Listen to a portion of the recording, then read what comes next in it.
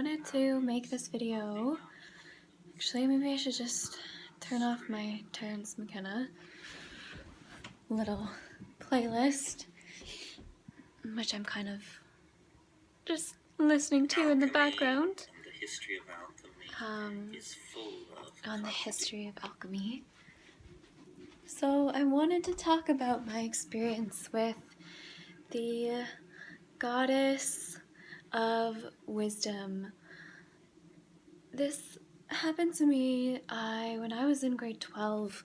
We had taken a trip to Turkey and we visited Istanbul, we visited the Hagia Sophia, and we visited the Blue Mosque. And I mean, from when I was a kid, was always read Sufi stories before bedtime. So different parables and teachings in the Islamic tradition that were meant to awaken within you an inner experience of truth.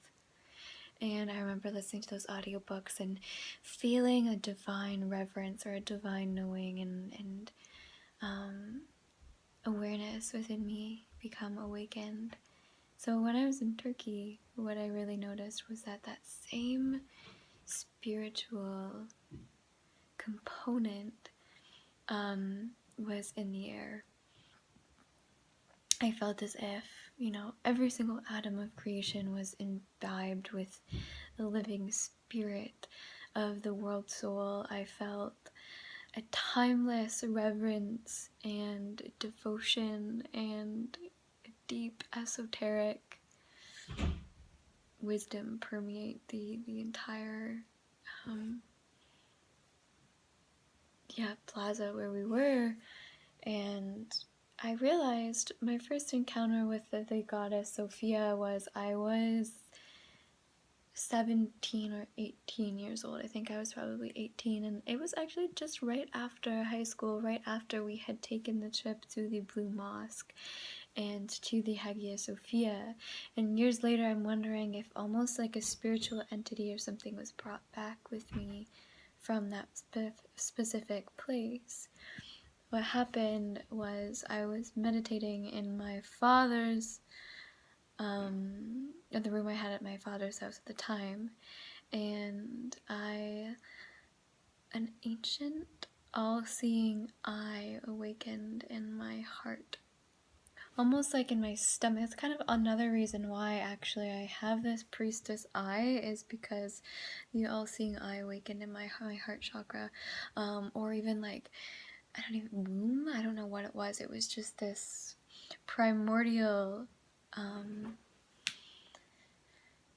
unlike anything I'd ever experienced. There's this primordial, wise, all-seeing, all-knowing, ancient eye. And as soon as the eye fully awakened 100% and opened its eye, it was like it was slumbering for however many years, and it was finally awakening to itself after all these years of slumber. And as it finally fully awakened to the peak point of awareness, then I saw a goddess essence bathed above me in white light, and she told me that her name was Sophia. And in that moment, I registered her as an aspect of my own self. It wasn't like, in that moment I knew exactly who she was, exactly what was happening, and I knew for only 10 seconds. And it was so beautiful, like it was literally a goddess above me, bathed in white light, just completely doused and drenched in this light. And then, I was told it was Sophia. And so I started looking up, and I knew who she was in that moment, but then like even a minute later, I was really confused by the whole experience and had a really, really hard time grounding and making sense of it within my human story. And it still caused me a lot of like suffering and pain and sadness to this day. So I started researching Sophia a lot. I remember right after this I had channeled this ancient cat goddess essence, and this essence told me that her name was Ava, and I was talking to my friend Percy about it, and I had taken pictures, you know, channeling with like this third eye open and meow meow, like this little cat essence, and Percy was like, oh my god, you just channeled Ava Winter. That is like, she is a magical being. This is our friend. She's a fairy queen. Blah, blah. And I met her, and this woman named Alicia. And as I was going to meet them, I was carrying a book on Sophia that I was reading at the time, and Alicia saw it, and she was like, oh my god, it's you.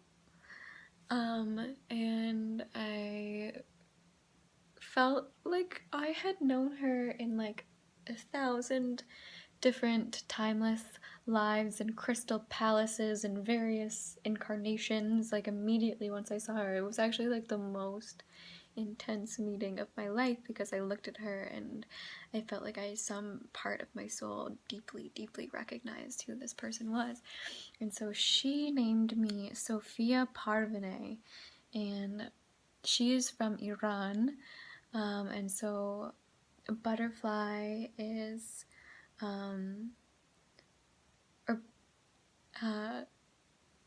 Parvane is butterfly in Farsi, and it was also, people were calling me Eden Butterfly, and so Sophia Parvana was her name, or Parvane was the name that she would call me for years, and that's why I was calling myself Sophia. It was something that Alicia had named me, and I felt like she's the only one.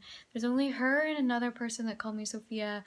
Another one that calls me Sophia is my friend Eddie, and he is pagan, and he always talks about how in the back of his mind he has this like god being called the Ringmaster that comes out, and like he's Eddie, but also there's just this like deeper like self within his mind called the Ringmaster, and he only ever calls me Sophia. He never calls me anything else, and those are like the two that I feel like call me it with this such sincerity. So I mean, I got those names from friends of mine. It's not something that I wanted to adopt to be more spiritual than others, but I definitely do resonate with the goddess of wisdom, and it was very interesting.